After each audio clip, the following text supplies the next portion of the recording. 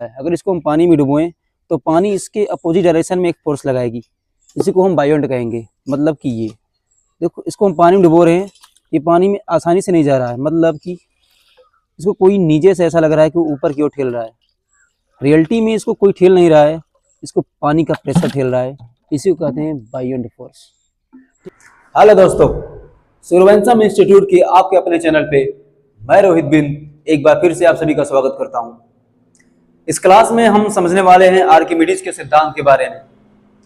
उन्होंने जो सिद्धांत दिया, कुछ फ्लोटिंग बॉडीज के लिए उन्होंने अपनी प्रिंसिपल को प्रस्तुत किया था। इस सिद्धांत में अपने उन्होंने जो जो बातें कही थी अक्सर जल्दी समझ में नहीं आता।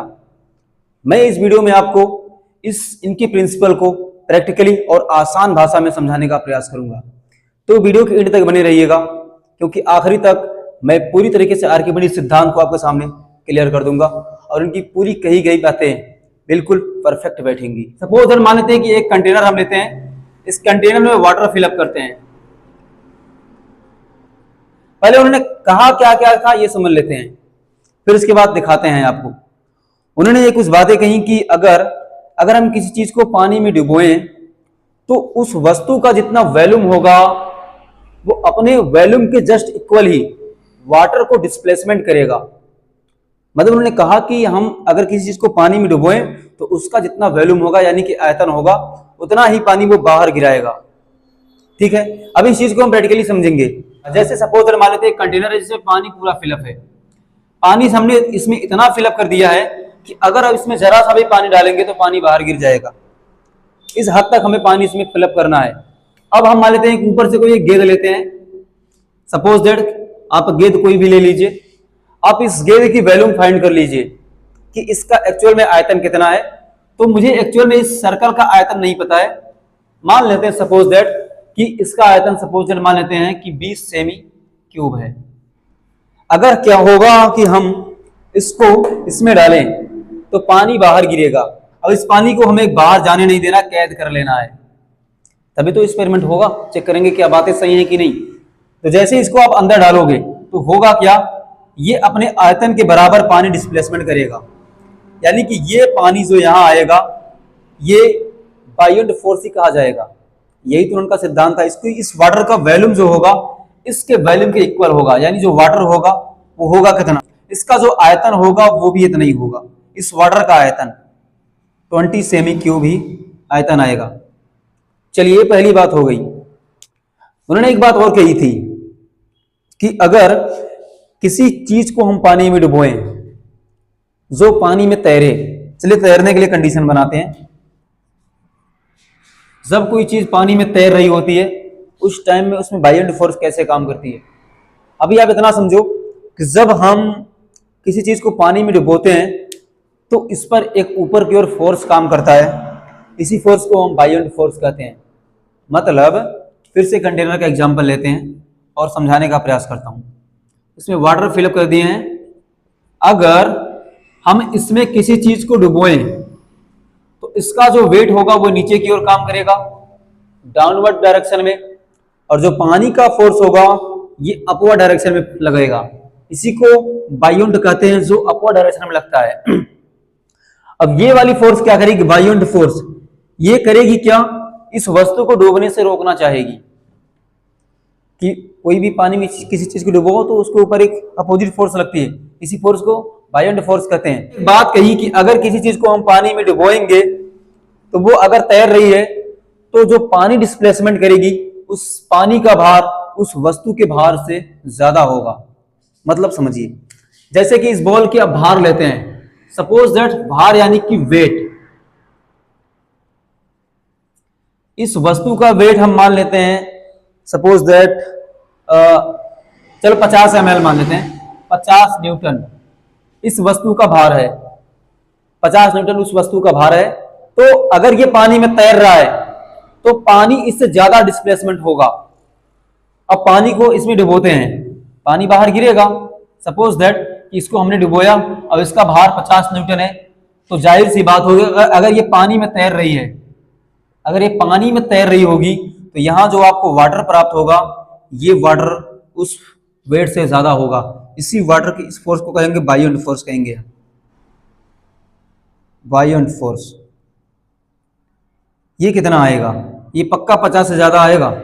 हो सकता है 70 न्यूटन आ जाए, हो सकता है 80 न्यूटन आ जाए, लेकिन उस वस्तु के वेट से ज़्यादा होगा ये बायोंट फोर्स। ये थी तैरने की कंडीशन में। इसका मतलब फोर्स उस वस्तु पे ज़्यादा लग रहा है, ये बायोंट फोर्स ज़्यादा लग रहा है। ये वेट इसका लग रहा है 50 न्यूटन का, और ये अपोजिट डायरेक्शन में लगा रहा है कितना, मान लेते हैं 80 न्यूटन का।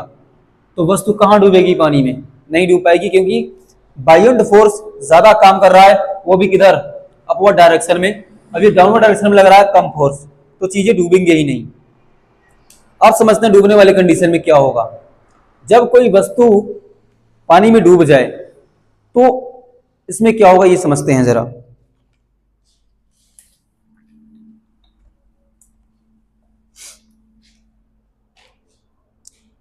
चलिए फिर से एक कंटेनर का एग्जांपल लेते हैं, और इस आप डूबने की कंडीशन में समझते हैं। जब कोई चीज क्या होगी? डूब जाएगी। हम एक बॉल ले लेते हैं, इस बॉल का मास इस बार ज्यादा रखते हैं। मान लेते हैं अभी जो हमने बॉल लिया था वो खाली बॉल थी, लकड़ी की मान लेते हैं, प्लास्टिक की मान लेते हैं, लेकिन अभी जो बॉल लेंगे उसकी मास ज्यादा होगा। जैसे कि लोहे की मान लेते हैं बॉल है, या पत्थर रख लो। अब इसका जाहिर सी बात है, अगर बच्चों मास ज्यादा है तो वेट भी ज्यादा आएगा। ये बात क्लियर रखिएगा। सपोज दैट कि मान लेते हैं इसका वेट है, मान लेते हैं वेट इसका है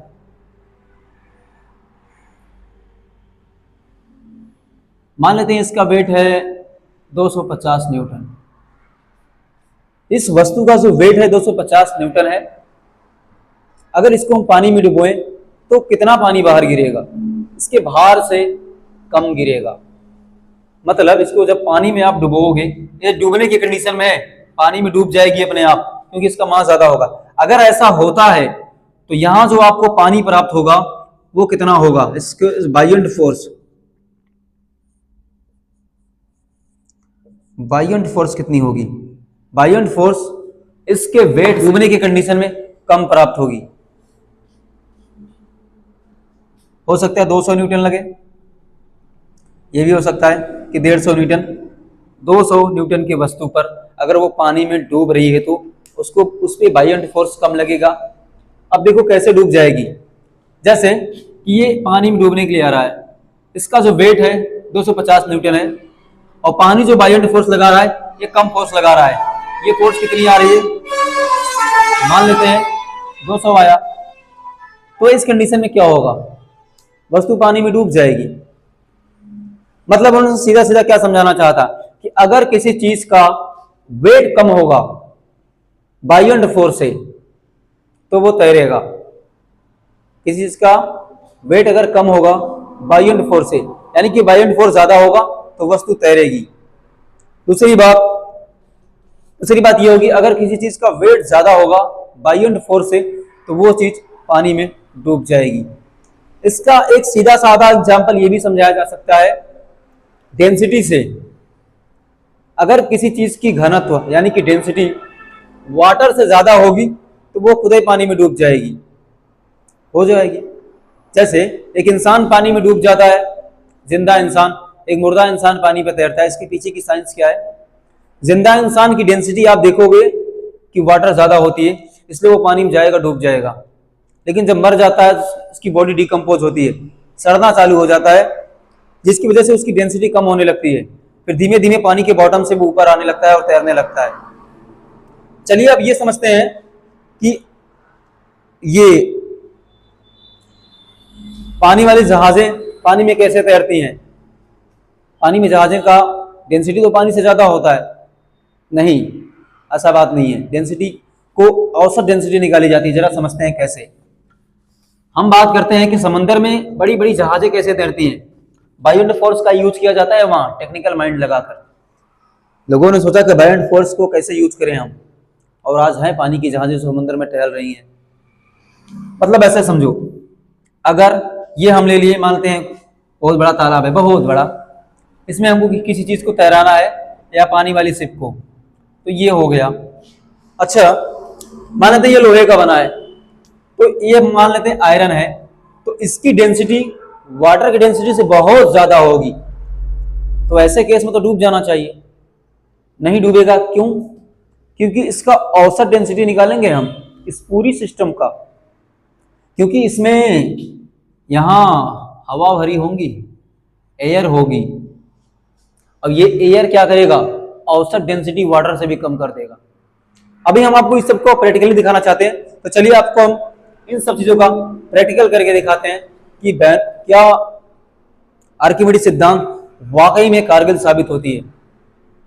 तो चलिए प्रैक्टिकल देखते हैं। तो हेलो गाइस, इसमें हम ये समझने वाले हैं कि बायोंट फोर्स किसे कहते हैं। आर्किमिडीज ने कहा था कि अगर किसी चीज को पानी में डुबोएं तो इस किसी ऑब्जेक्ट के अपवर्ड डायरेक्शन में एक फोर्स लगती है, इसी को हम बायोंट फोर्स कहते हैं। चलिए देखते हैं बायोंट फोर्स क्या इस पे काम करता है। बायोंट फोर्स मतलब किसी वस्तु के अपवर्ड डायरेक्शन में लगता है। अगर इसको हम पानी में डुबोएं तो पानी इसके अपोजिट डायरेक्शन में एक फोर्स लगाएगी, इसी को हम बायोंट कहेंगे। मतलब कि ये देखो, इसको हम पानी में डुबो रहे हैं, ये पानी में आसानी से नहीं जा रहा है, मतलब कि इसको कोई नीचे से ऐसा लग रहा है कि ऊपर की ओर ठेल रहा है।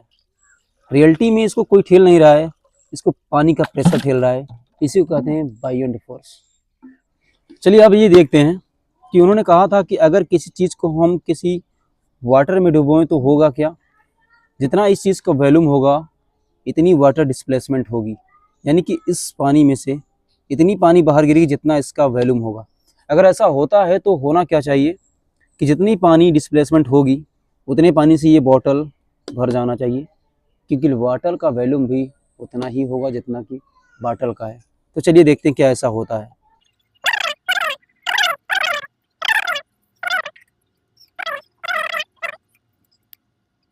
चलिए लगता है पानी गिरना बंद हो गया। अब देखते हैं क्या एक्सपेरिमेंट वास्तव में आर्किमिडीज साहब ने जो बातें कही थी क्या वास्तव में लागू हो रही हैं।